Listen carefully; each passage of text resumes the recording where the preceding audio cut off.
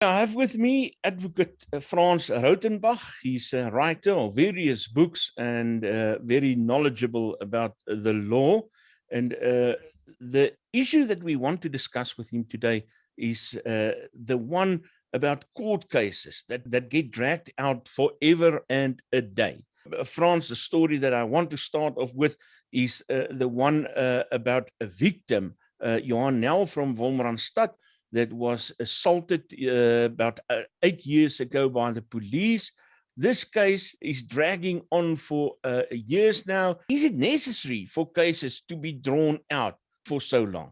The answer is probably, and the reason I can say that is that I've had an opportunity to compare the systems of different countries.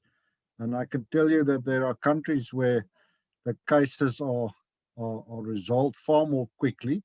I would say maybe the most fundamental thing that goes wrong is if you have too much litigation, if you have too much law. And South Africa not only has laws, but it has a multiplicity of courts that are meant to enforce these laws.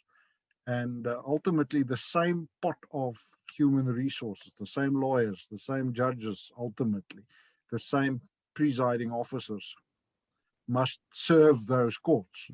Between 1994, that was the time of the election, and today, judges in the high courts have more than trebled in number, from 95 to 300. And we still don't keep up. It's worse than ever. The delays are getting worse. So, so that I've mentioned is the question of too many laws, and that comes from a thing which everybody seems to know about if you mention it, and that is the rule of law. The rule of law is that the law is simple and predictable. You don't have to have hundreds of officials deciding. Now, unfortunately, South Africa ranks very badly. So that's that. Those are a couple of the big ones, I would think. So the other one is costs. So there are quite a lot of administrative issues that drag out cases. But there are also other issues like corruption that plays a big part. Do you have something more about that? Yeah, you see, I've got to say, and this is not just paying lip service to the courts, as far as that kind of corruption is concerned, the corruption of judges. Fortunately, we have escaped that to a very large extent. I'm not saying there aren't cases, but I think they are the exception rather than the rule. So that's the good news. They've held the line. The corruption lies more on the government side, where, as everybody knows, there's been huge corruption, and we can talk for days about the reasons for that. You know, if you have, and it comes back, funnily enough, to the same thing. It comes back to the points I mentioned about rule of law and too many laws. If you have too many laws, there are too many officials who have discretionary power, purse strings, as it were. They can take decisions to feather their own nests. We all know that. And that's all about the law. The law should be structured in such a way that 95% of those discretionary decisions are removed. And that is unfortunately one of the reasons. And of course, once you have that type of corruption, it's got tentacles. It can go into the prosecution branch, for example. We definitely know, and for that you only have to read My President's Keepers, how for many years prosecutions of key figures were held up because the prosecution branch, or some in the prosecution branch, were part of the network, if you like, of state capture and corruption. So unfortunately, that side, the news is not good. We are now hoping that finally it will change, but it seems we have precarious political situations. Our president is so exposed to having his power taken away by a vote that he appears to be moving very slowly to clean up these corruption situations. Many South Africans ask this question exactly because of this, what you said just now. Cases that should be brought against senior state officials, senior ANC members, and it seems that they just never get there.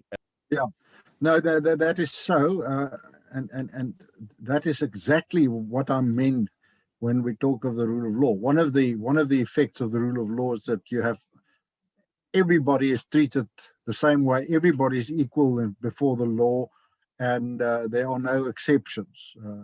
The moment you have that, the rule of law fails, and I'm afraid that is now. The question is why? Why does it happen here?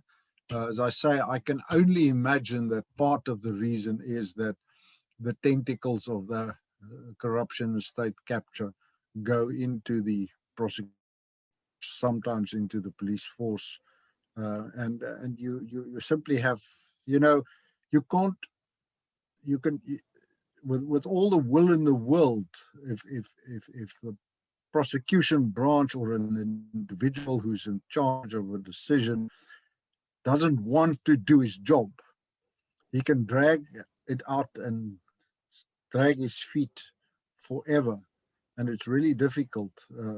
The only recourse is then to terminate such a person's employment.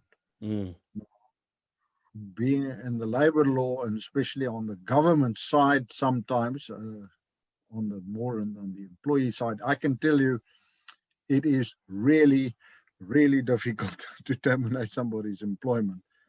Quite apart from that, the moment there is suspicion, what often happens is somebody is suspended on full pay. Now, can you imagine what that does to the budget? So it's a cumbersome process to discipline people.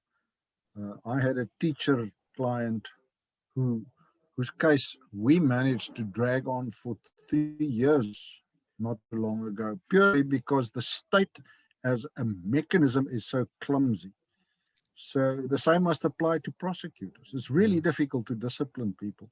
And if someone doesn't want to cooperate, you're in trouble.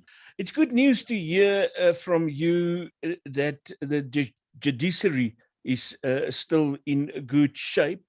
But the bad news is, as you have said, that the fiber around it is rotten. How do we fix that? How do we fix that is it's a big picture, because what you're really asking me is how does a country fix corruption?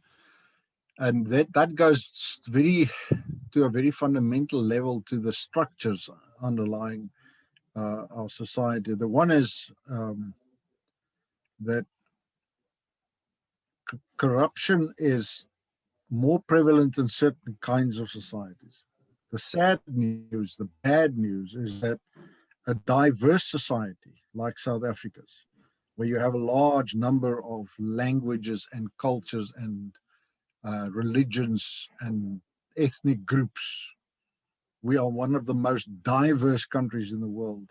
Unfortunately, in such a society, the tendency is that trust levels are not very high, as opposed to a homogenous society like the Japanese or the Norwegians or so, where people trust each other, everybody's more or less on the same income level and so on.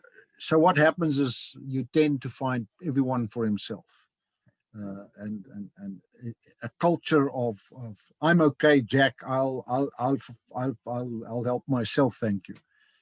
Far more prevalent in diverse societies.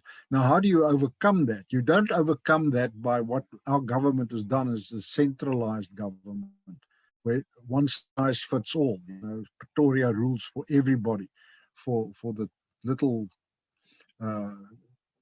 community in Koekenhaap and in the waterfront and in the Waterkant and in the Free State. They all have different languages, interests, economic circumstances, and so on. So you've got, what do you have to do is to decentralize. Decentralized countries tend to be less corrupt. Free markets tend to be less corrupt. More prosperous countries tend to be less corrupt. The moment you have poverty problems, people help themselves, So unfortunately.